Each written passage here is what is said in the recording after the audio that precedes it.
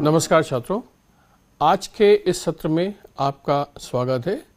आज हम एक अत्यंत ही महत्वपूर्ण और संवेदनशील विषय पर चर्चा करेंगे। विषय है प्राकृतिक आपदाएं। यह ऐसी घटनाएं हैं जो न केवल प्रकृति को बल्कि पूरे मानव जीवन को भी बहुत ही गहराई से प्रभावित करती हैं। हम इस सत्र में 3 प्रमुख प्राकृतिक आपदाओं पर बात करेंगे, जैसे सुनामी, बाढ़ और भूकंप, और इन आपदाओं को कैसे विषयवार हम देखेंगे। सबसे पहले हम प्राकृतिक आपदाएं क्या होती हैं यह समझने की कोशिश करते हैं। प्राकृतिक आपदाएं ऐसी घटनाएं हैं जो कि प्रकृति के संतुलन को बिगाड़ देती हैं और इसके फलस्वरूप मानव जीवन और संपत्ति को बहुत ही गंभीर नुकसान पहुंचता है। इनमें से कुछ आपदाएं जैसे कि भूकंप, सुनामी और बाढ़, ये बहुत ही सामान्य और बहुत बार होती हैं और विनाशकारी मानी जाती हैं। यह घटनाएं अधिकांशतः अचानक होती हैं और इनके परिणाम स्वरूप संपत्ति और जान माल की बहुत हानि होती है, बहुत नुकसान होता है। सबसे पहले खतरा और आपदा का परिचय देखते हैं। खतरा एक ऐसी स्थिति को दर्शाता है जो संभावित नुकसान या आपदा का कारण बन सकता है, जबकि आपदा वह घटना है जो खतरा वास्तव में नुकसान में बदल जाता है। और आपदा की स्थिति में लोगों का जीवन, संपत्ति और बुनियादी ढांचा हर चीज़ प्रभावित होती है और समाज के सामान्य कार्यप्रणाली में भी बाधा उत्पन्न होती है। सुनामी, बाढ़ और भूकंप, अभी मैंने जैसे परिचय दिया, इसको थोड़ा सा और आगे बढ़ते हैं। सुनामी समुद्र की लहरों की एक श्रृंखला है जो कि समुद्र तल में अचानक जो परिवर्तन होता है उसकी वजह से होती है।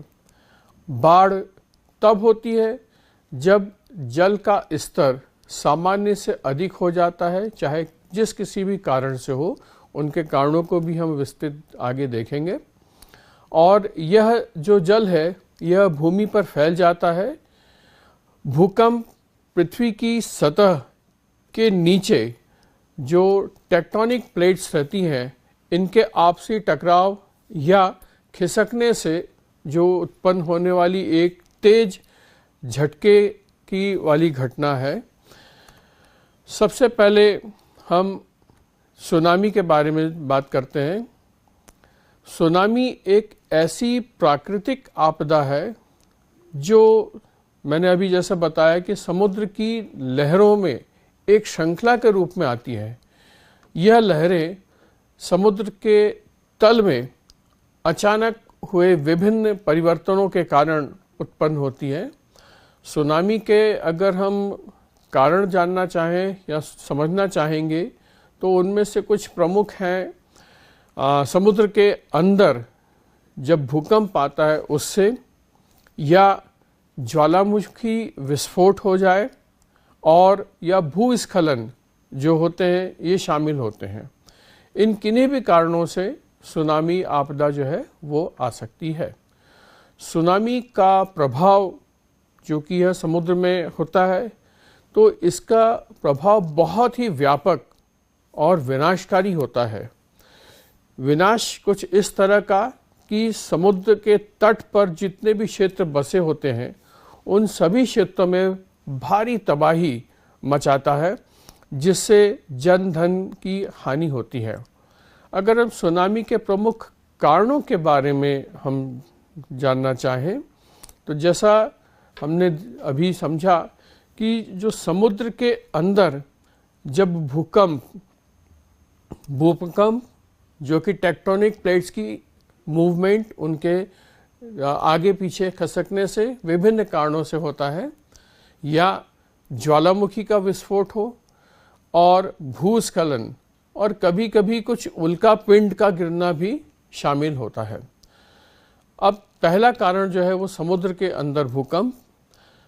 समुद्र के तल में भूकंप आने पर समुद्र तल का एक हिस्सा जो है वो ऊपर उठ जाता है या नीचे धंस जाता है, क्योंकि यह जो एक्टिविटी है इसकी वजह से जो लहरें हैं वो एक विभिन्न तरीके से आने लगती हैं और जो कि बहुत ही भयावह रूप ले लेती हैं।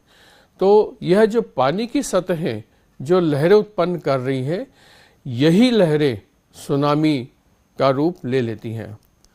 दूसरा कारण हमने जैसा देखा, ज्वालामुखी विस्फोट। समुद्र के अंदर ज्वालामुखी का विस्फोट, ज्वालामुखी कहीं पर भी हो सकता है, या तो बाहर हो सकते हैं या समुद्र के अंदर भी इनका विस्फोट हो सकता है। तो सुनामी का कारण ज्वालामुखी की ओर से अगर है, तो जब समुद्र के अंदर इसका विस्फोट होता है, विस्फोट के कारण पुनः वही जो लहरें उत्पन्न होती हैं वो सुनामी का कारण बन सकती हैं।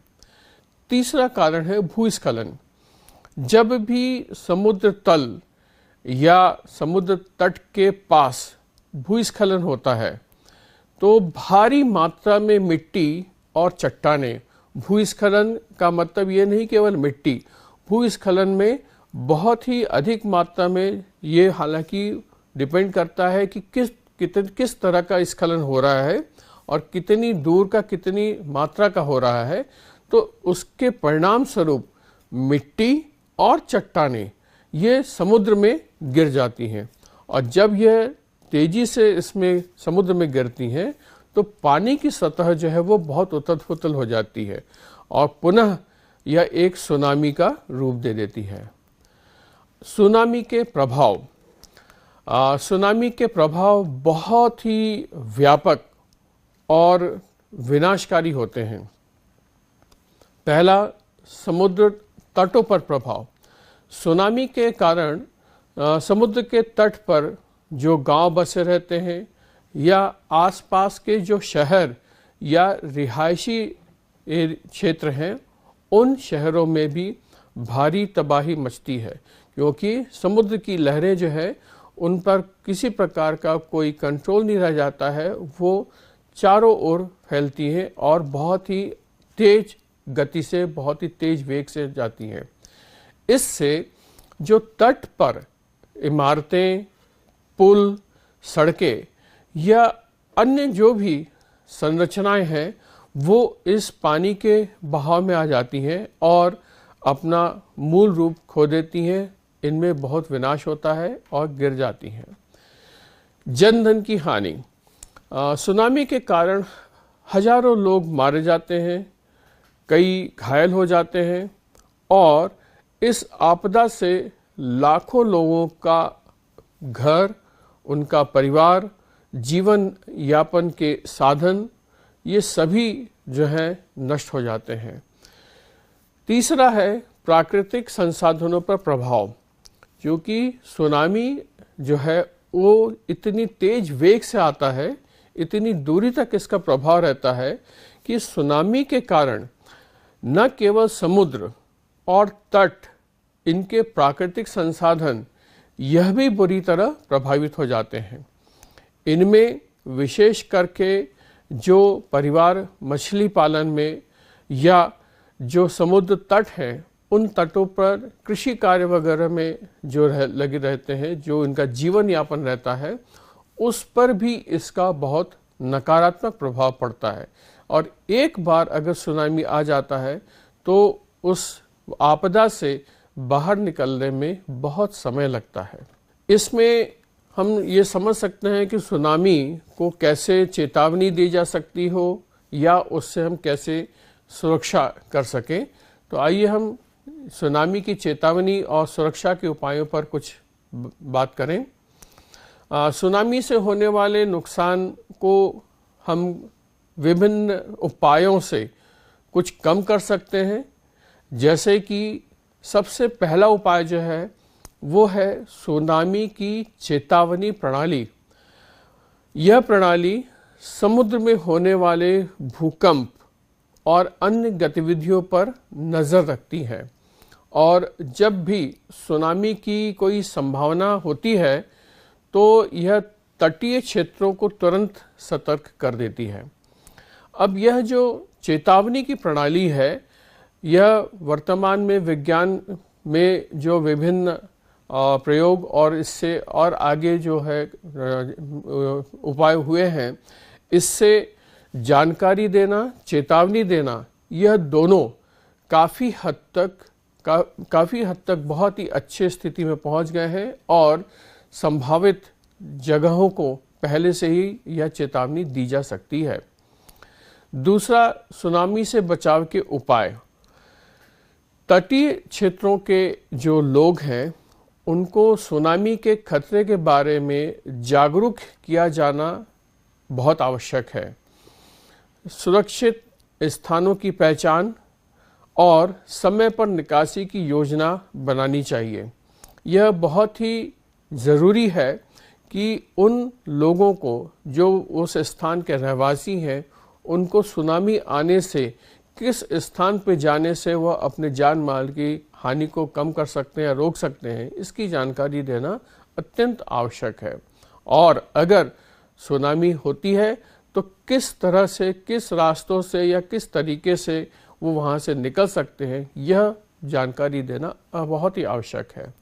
जो समुद्र तट हैं, उन तटों पर विशेष करके सुनामी रोधी संरचनाएं, जो भी सिविल स्ट्रक्चर्स या मकान या अलग संरचनाएं होती हैं, उनका निर्माण जो है वो सुनामी रोधी टेक्निक से करने से एक प्रभावी उपाय हो सकता है। दूसरा है बाढ़। बाढ़ एक ऐसा शब्द है जिसकी सभी को जानकारी है और हम यह भी जानते हैं कि बाढ़ तब आती है या तब होती है जब पानी का स्तर सामान्य से अधिक हो जाता है, और जब यह सामान्य से अधिक हो जाता है तो यह अपने रास्तों को छोड़ करके जो आसपास की भूमि या क्षेत्र हैं, जो जंगल हैं, वहाँ पर फैल जाता है।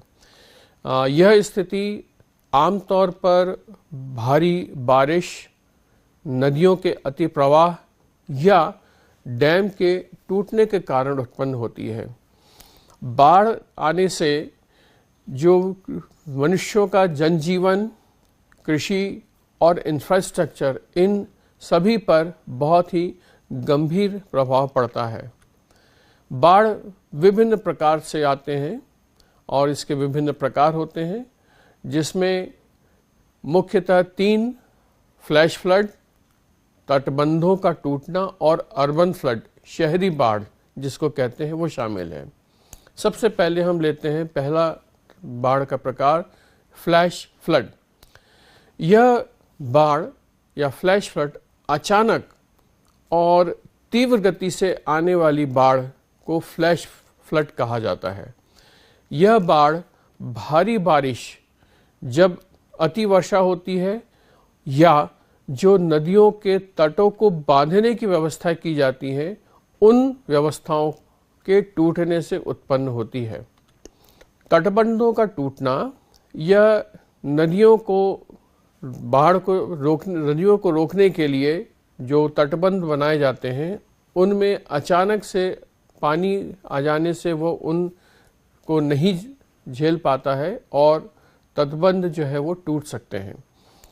यह तटबंध, जैसा कि मैंने बताया, सामान्य रूप से नदियों के पानी को नियंत्रित करने के लिए बनाए जाते हैं, लेकिन जब ऐसी वर्षा, अत्यधिक वर्षा, जिसके लिए कि वह नहीं डिज़ाइन किया गया है, नहीं बनाया गया है, अगर ऐसा कारण होता है तो यह बंध टूट जाता है और वह बाढ़ का खतरा उत्पन्न कर देता है। तीसरा जो तरीका है वो अर्बन फ्लड। शहरी क्षेत्रों में अगर जल निकासी की व्यवस्था किसी प्रकार से कमज़ोर रहे तो यह बाढ़ को अर्बन फ्लड कहा जाता है। यह स्थिति भारी बारिश के दौरान उत्पन्न होती है और जब जल निकासी के सिस्टम ठप हो जाते हैं। इसके बहुत से कारण हैं। कारण कुछ इस तरह के कि जैसे हम जो भी व्यवस्था बनाए हैं उस व्यवस्था से ज़्यादा अगर वह उस जगह पे मकान बनाए जाते हैं या और दूसरे स्ट्रक्चर्स बनाए जाते हैं जो कि पानी की निकासी को रोक देते हैं, या जो सिस्टम बनाया गया है वहाँ पे उससे अधिक पानी जमा होने लगता है, तो यह पानी निकल नहीं पाता है और वापस जो है वो शहरों में फैल जाता है। बाढ़ के कारण, अगर हम बाढ़ के कारणों को देखें तो ये दोनों प्राकृतिक भी हो सकते हैं और मानव निर्मित भी हो सकते हैं।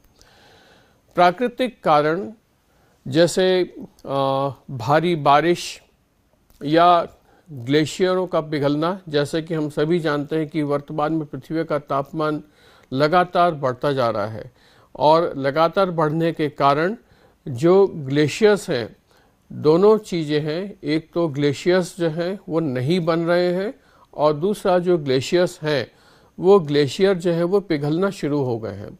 तो यह दोनों ही चीज़ें जो है बाढ़ के कारण में जुड़ जाती हैं। अगला है नदियों का अतिप्रवाह।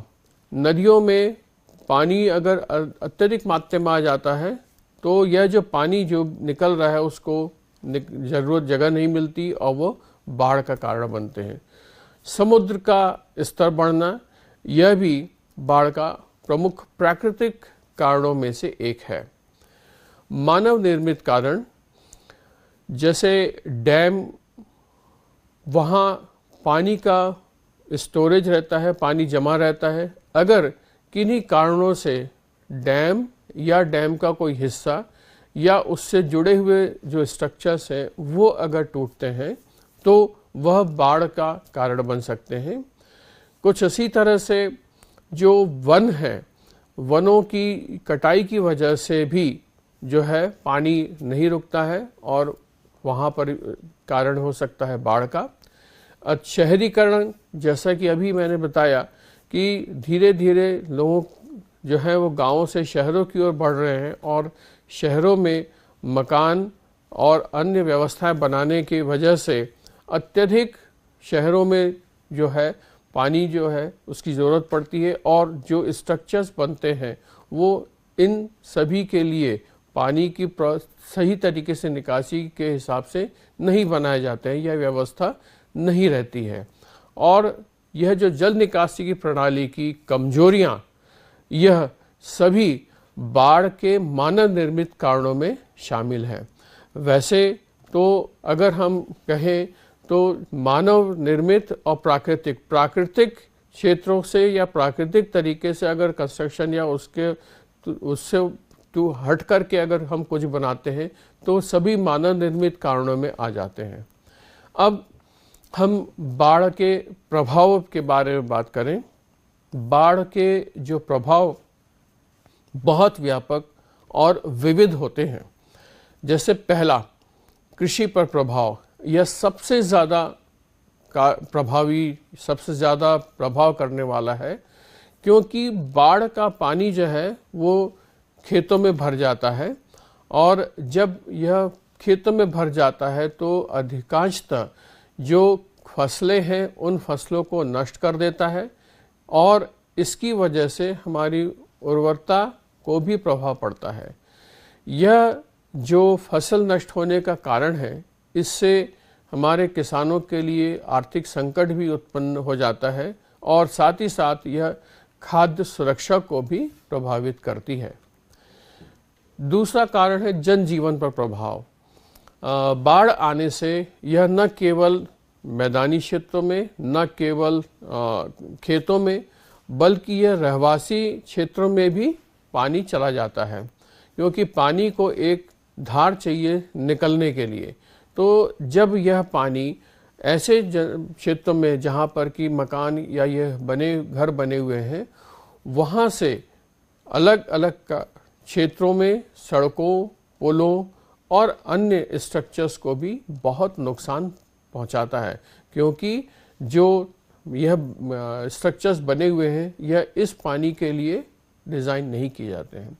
लोग अपने घरों को छोड़कर सुरक्षित स्थानों पर जाने के लिए मजबूर हो जाते हैं, विवश हो जाते हैं और यह सभी चीज़ें उनकी जीवन शैली और समाज और परिवार पर भी असर पड़ता है। तीसरा कारण जो है अर्थव्यवस्था पर प्रभाव। बाढ़ के कारण अभी जैसे हमने बात किया कि खेत, व्यापार, उद्योग और अन्य आर्थिक गतिविधियां जो हैं वह ठप हो जाती हैं और इंफ्रास्ट्रक्चर जो स्ट्रक्चर्स बने हैं वो अगर गिर जाते हैं या उसमें किसी प्रकार का नुकसान हो जाता है तो उससे सरकार को भारी खर्च उठाना पड़ता है और यह खर्च अर्थव्यवस्था पर नकारात्मक प्रभाव डालते हैं। अब हम बाढ़ से बचाव और उसके प्रबंधन पे कुछ बात करते हैं। बाढ़ से बचाव के लिए सबसे जो मुख्य है वो है उसका पूर्वानुमान और उसकी चेतावनी प्रणाली। बाढ़ के पूर्वानुमान के लिए मौसम विभाग और अन्य संबंधित एजेंसियां सतर्क रहती हैं और बाढ़ की संभावना होने पर तटीय और नदी के किनारे जो इलाके हैं उन इलाकों में पहले से ही अलर्ट जारी किया जाता है। और जैसा मैंने अभी बताया कि वर्तमान में जो मौसम विभाग का जो पूर्वानुमान है और अन्य एजेंसियां जो हैं ये काफ़ी सही और सटीक जानकारी दे रही हैं।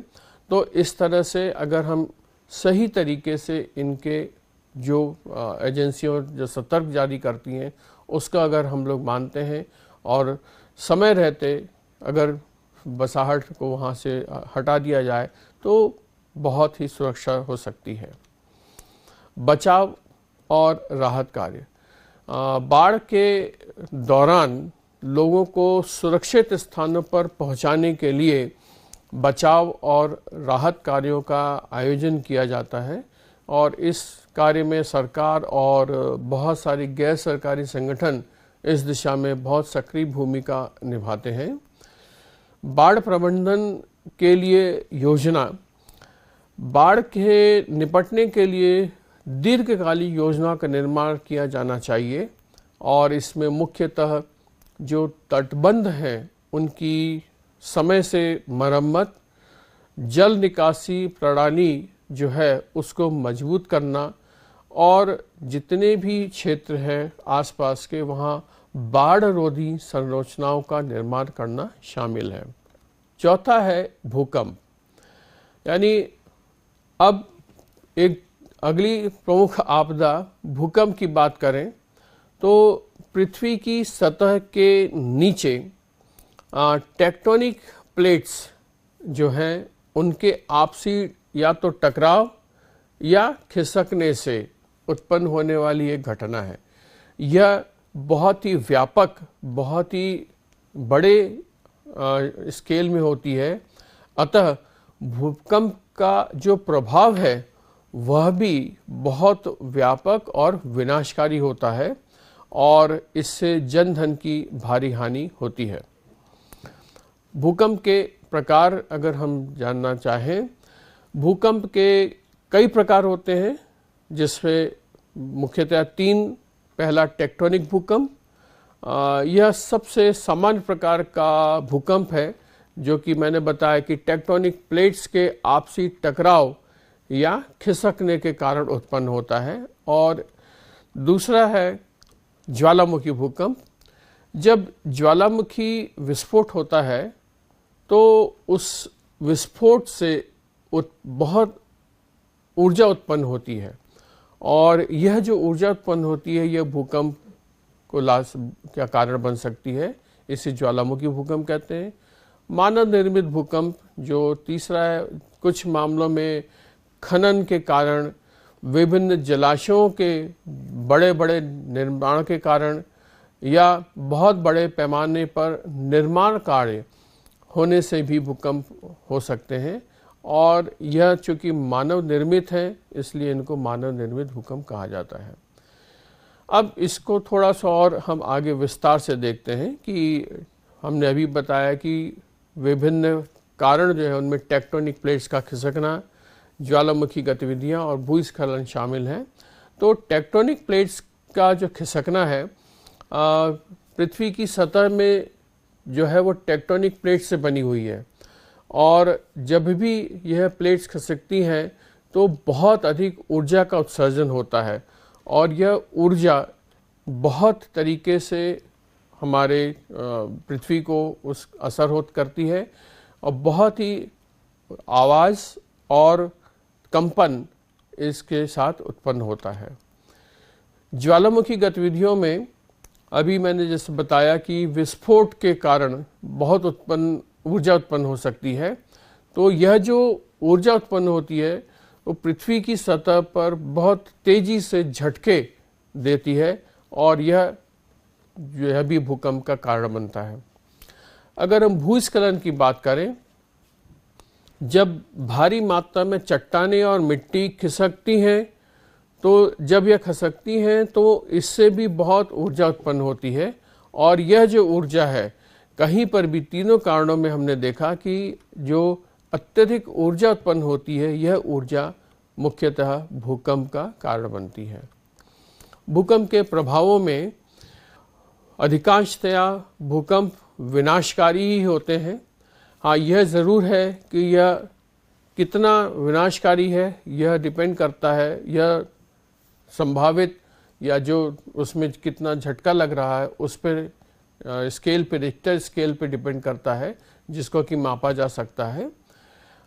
विनाशकारी प्रभाव में सबसे पहला इमारतों का गिरना। भूकंप के आने से इमारतें, पुल, सड़कें और अन्य संरचनाएं ये सब ढह जाती हैं जिससे कि जनधन की भारी हानि होती है। जनधन की हानि में भूकंप के कारण हजारों लोग मारे जाते हैं, कई घायल होते हैं और साथ ही लोगों को संपत्ति का भी नुकसान होता है। भूस्खलन जो है विशेष करके पहाड़ी या पर्वतीय क्षेत्रों में होता है और इस भूकंप के कारण यह जो स्खलन होता है वह पूरे क्षेत्र को बर्बाद कर देता है। इससे तटीय क्षेत्रों में भी भारी विनाश हो सकता है। अब भूकंप से बचाव और सुरक्षा के बारे में उपाय।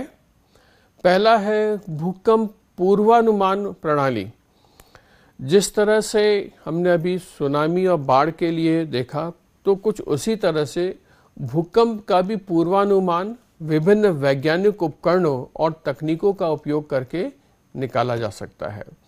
तो यह जो तकनीक और उपयोग है इससे समय पर अलर्ट जारी किया जा सकता है और एक बार यह जानकारी हो जाने से लोगों को सुरक्षित स्थानों पर ले जाया जा सकता है। दूसरा है सुरक्षित निर्माण तकनीक।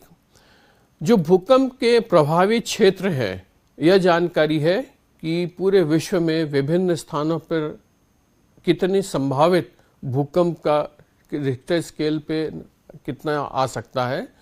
तो जब हम निर्माण करते हैं तो उस निर्माण के संरचनाओं में के निर्माण के दौरान ही भूकंप रोधी तकनीकों का उपयोग किया जाना चाहिए। इससे भूकंप के दौरान जो इमारतें गिरने की संभावना और उसकी वजह से जान माल की हानि यह बहुत ही कम किया जा सकता है। आपातकालीन प्रतिक्रिया और योजनाएं।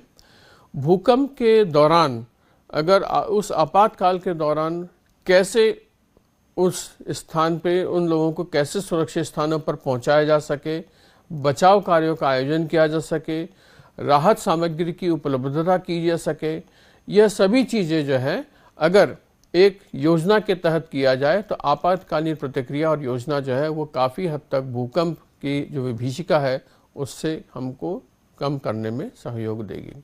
खतरों का आकलन और तैयारी। अब हम खतरों का आकलन और आपदा के लिए तैयारी पर बात करेंगे।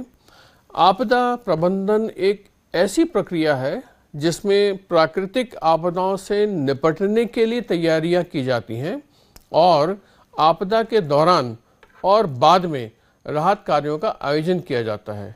इसका प्रमुख उद्देश्य जो है वो है जनधन की हानि को कम करना और समाज को इस आपदा के प्रभाव से जल्द उबारने में मदद करना है। पहला है इसमें समुदाय आधारित आपदा जोखिम प्रबंधन। मुख्य है प्रबंधन।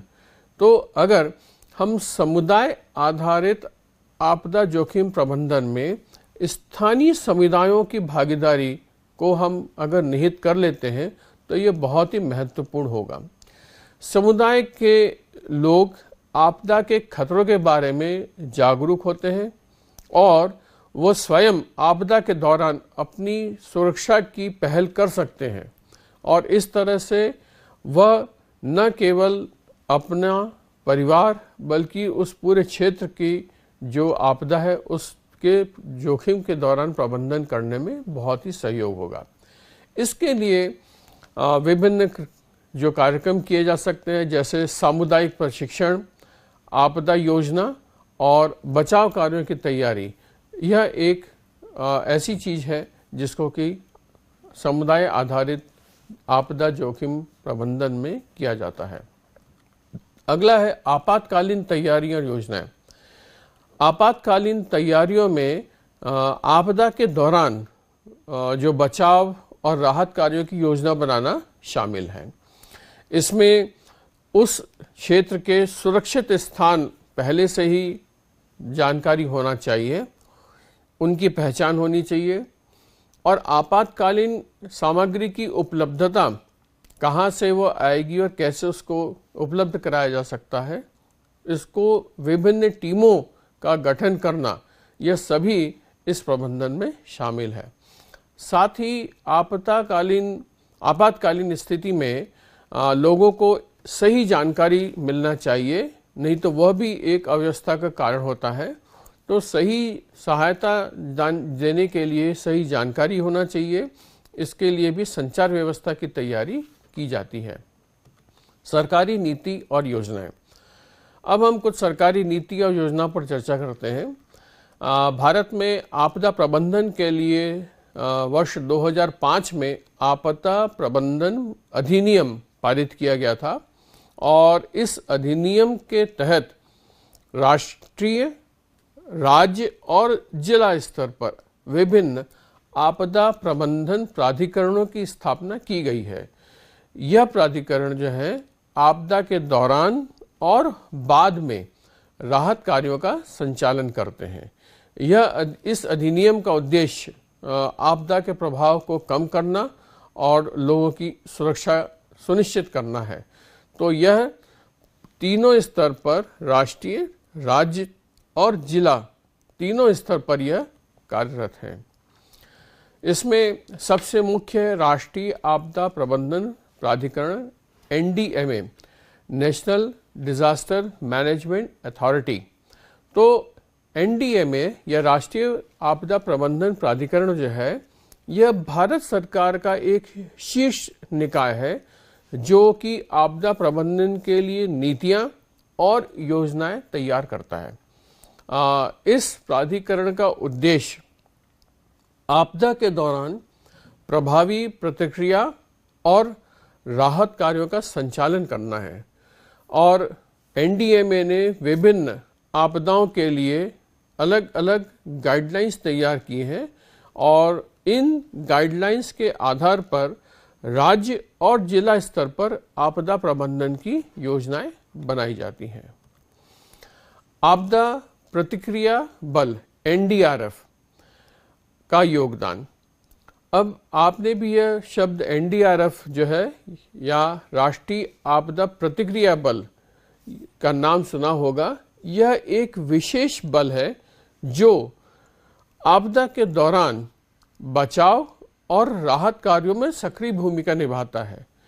NDRF के जवानों को विशेष करके इन्हीं आपदाओं में विभिन्न प्रकारों के लिए प्रशिक्षित किया जाता है ताकि वे आपदा के दौरान तेजी से और प्रभावी ढंग से कार्य कर सकें। इसका कारण है कि आपदा के दौरान जो चीज़ें हमको अटेंड करना पड़ता है, देखना पड़ता है, वह सामान्य परिस्थितियों से अलग होता है। अतः NDRF के जवानों को इन्हीं सभी टेक्निक्स की जानकारी दी जाती है। NDRF ने देश में कई आपदाओं के दौरान बहुत ही महत्वपूर्ण योगदान दिया है। राज्य और जिला स्तर पर योजनाएं। राज्य और जिला स्तर पर जो आपदा प्रबंधन के लिए विशेष योजनाएं तैयार की जाती हैं, इन योजनाओं में स्थानीय ज़रूरतों और खतरों का आकलन किया जाता है और उन स्थानीय खतरों और आकलन के हिसाब से बचाव और राहत कार्यों की योजना बनाई जाती है। राज्य और जिला स्तर पर आपदा प्रबंधन प्राधिकरणों के साथ स्थानीय प्रशासन, पुलिस और अन्य संबंधित एजेंसियां भी आपदा प्रबंधन में सक्रिय भूमिका निभाती हैं। इसमें न केवल लोकल लेवल पे, स्थानीय लेवल पे, बल्कि विभिन्न स्तरों पर सहयोग और प्रयास किए जाते हैं, तभी किसी आपदा से हम निपट सकेंगे। इसमें अंतर्राष्ट्रीय सहयोग और प्रयास जो है यह भी बहुत ही महत्वपूर्ण भूमिका निभाती है। जब किसी देश में आपदा आती है तो जो अन्य देश हैं और अंतर्राष्ट्रीय संगठन हैं, वहाँ से भी सहायता मिलती है। इस सहायता में मुख्यतया उस विशेष सिचुएशन के लिए राहत सामग्री या वित्तीय सहायता या बचाव कार्यों के लिए विशेषज्ञों की टीम भी शामिल होते हैं। इसमें संयुक्त राष्ट्र जो है वो भी बहुत महत्वपूर्ण भूमिका निभाता है। यूनाइटेड नेशंस या संयुक्त राष्ट्र की विभिन्न एजेंसियां आपदा के दौरान राहत और बचाव कार्यों में सहायता करती हैं। इनके पास विशेषज्ञ स्तर पर बहुत सारे लोग उपलब्ध रहते हैं।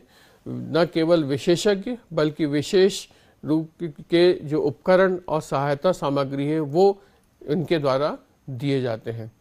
इसके अलावा संयुक्त राष्ट्र ने आपदा जोखिम को कम करने के लिए अंतर्राष्ट्रीय स्तर पर कई पहल और समझौते भी किए हैं।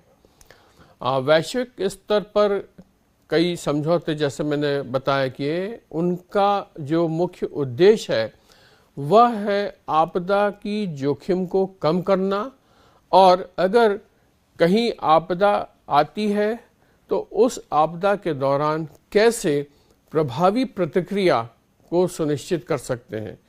इन सभी पहलुओं पे वैश्विक स्तर पर काम किए गए हैं।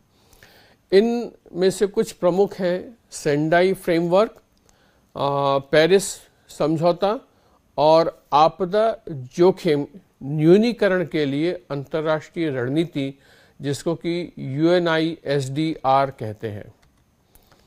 अतः हम यह निष्कर्ष निकाल सकते हैं कि जो प्राकृतिक आपदाएं मानव समाज के लिए एक गंभीर खतरा है, जो अचानक और अप्रत्याशित रूप से आती हैं और जन धन की भारी हानि करती हैं।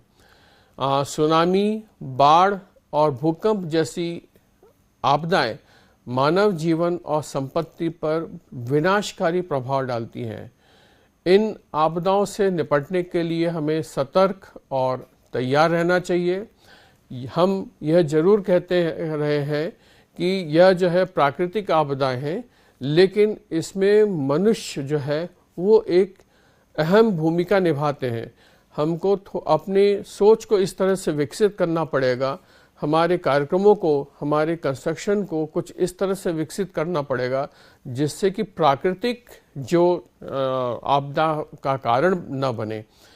इस आपदा प्रबंधन में विशेष चेतावनी प्रणाली और उस जगह पे सुरक्षित निर्माण तकनीक, यह सभी आपदा के प्रभाव को कम करने में मदद कर सकती हैं।